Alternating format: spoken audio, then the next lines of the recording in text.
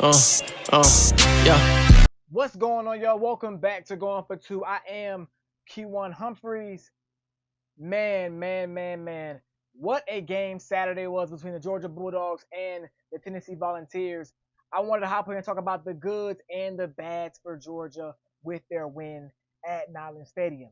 Now, there are a lot of people. There are a lot of things people got to say about the Georgia game. They said Georgia got lucky. I would say this: Tennessee asked the guy in Max Gilbert, I think that's his name, to make a kick, to do something that he's never done before, make a game-winning field goal. This guy's never been asked to do that. You can tell by his face. He said, "Dang, I've never had to actually win the game. The game's never actually came down to me." So I ask y'all this: if he made that kick, if he did something that he's never done before, make a game-winning kick from 44 yards out, would Tennessee be the ones that have gotten lucky? But that's besides the point, man. We're gonna talk about we got 3 ups and 3 downs, 3 goods and 3 bads.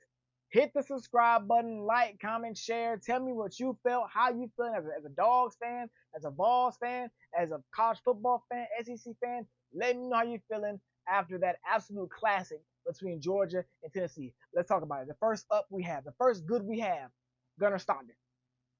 Gunnar Stockton looked really good in that game. 304 yards passing, 2 touchdowns, 0 interceptions. He did fumble. He did have a fumble, a lost fumble, but he also did his thing on the ground with 38 yards and a touchdown there. The thing with Gunnar Stockton, I wanted to see, is he built for this moment? Your first test against an SEC team on the road. This is your first true taste of SEC competition. Yes, he came in the second half against Texas, but that was a game that was already, it was neutral site. Really, it was a home game because he was in Atlanta.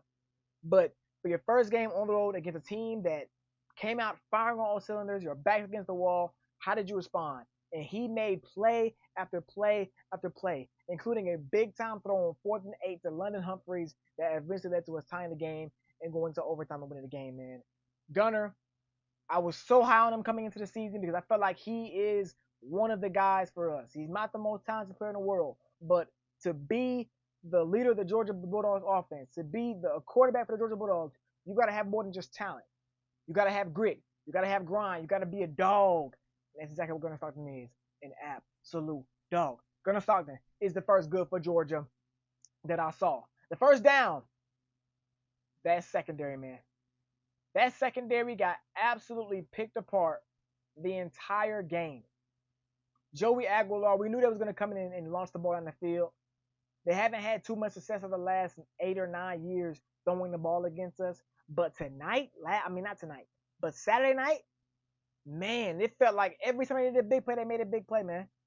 The first touchdown to Braswell. The second touchdown to Braswell. The deep ball.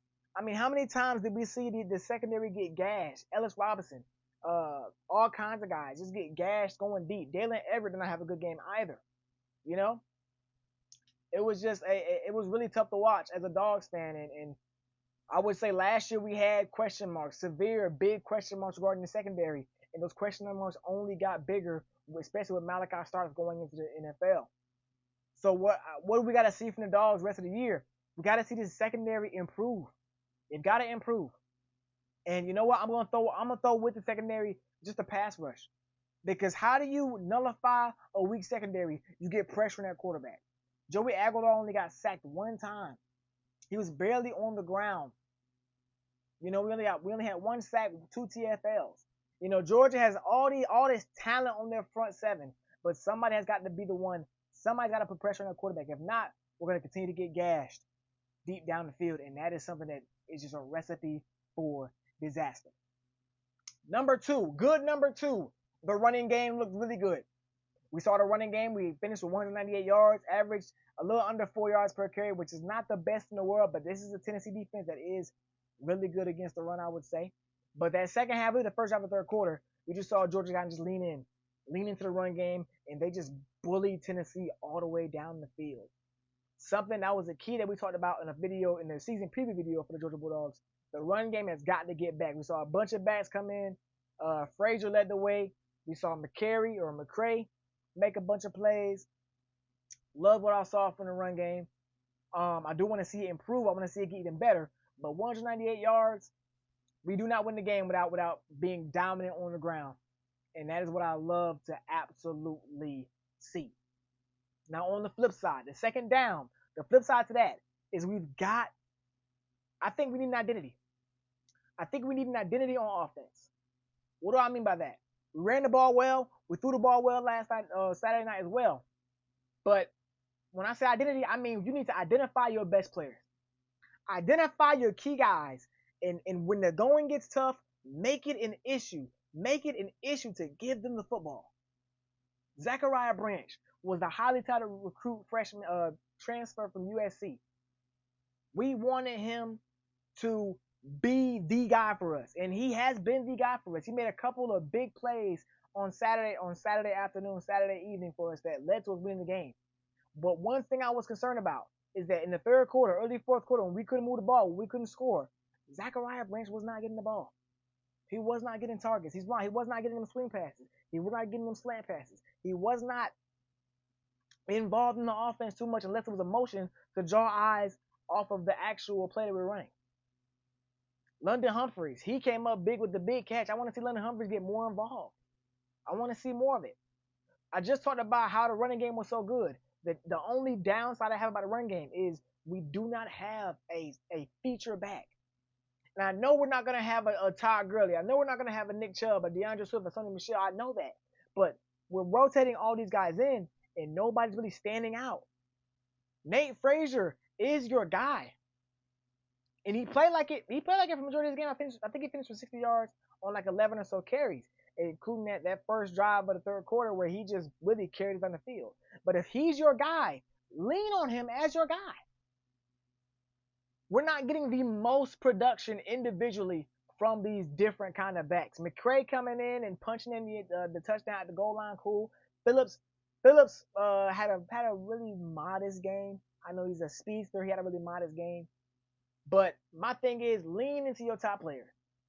Lean into your top players and really form an identity for your offense. Because once you do that, then when we have plays when we got to really put points up on the board to put a game away or cut into a lead, we're able to do that because we have the guys that we trust with the ball in their hands.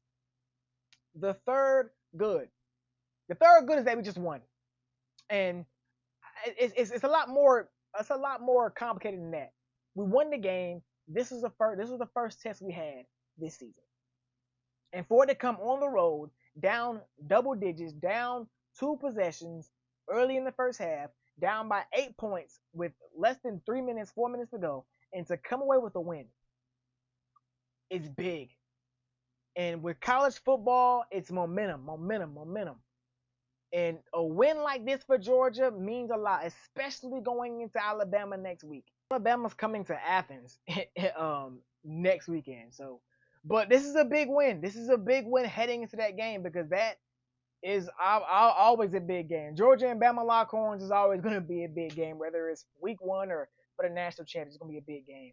So being able to get a win like this under your belt heading into a bye week is going to be big because Georgia losing, I'm not going to discredit Kirby and say that this would have messed him up because it might have fired him up more. But I guarantee this, Kirby Smart, even after winning a game, but a game that he said that they shouldn't have won, a game that Tennessee deserved to win, he's going to that lit a fire under him.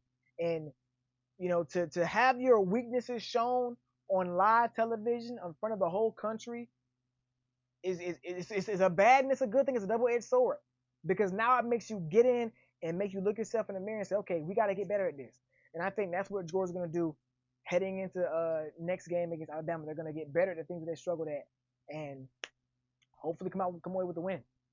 Now for the last down, the last bad that I have the pass protection. The pass protection, the offensive line. I know we're dealing with injuries, but they struggled last game. They struggled. I mean, they had their moments. Let me say, they had their moments. We ran the ball for 198 yards, which is good, but we also gave up 4 sacks and 7 TFLs. You know what I'm saying? That's something that you don't really want to do. You know, luckily for us, Tennessee, you know, they just were not the most craziest team in the world, but when it's time to win the championship, when it's time to the playoff games, you're going to need to be able to protect your quarterback as best as possible. Now, along with that, I will also say Gunnar Stockton also helped with the pass protection being not as good because he would take off out of the pocket really early. And then when you run out of the pocket, that doesn't necessarily help your O-line because now you're running away from them. You're running away from their protection. So definitely want to see that improve moving forward. All in all, I enjoyed the game thoroughly. So far, it's been the best game of the season to me. Bama, I feel good heading into Bama. I see Bama. I seen they won by big again this week against Wisconsin. But I love what I see from my dogs. I love what I see from my dog. I love what I see from Gunner. I think he's ready. I think he's him. And we're going to see what happens. Put in the comment section your thoughts on the Georgia-Tennessee game, your predictions for Georgia-Bama. I'll probably do a preview game for that next week or whatever. But once again, make sure I hit that subscribe button, like, share with your folks. Going for 2. We out of here. Yeah.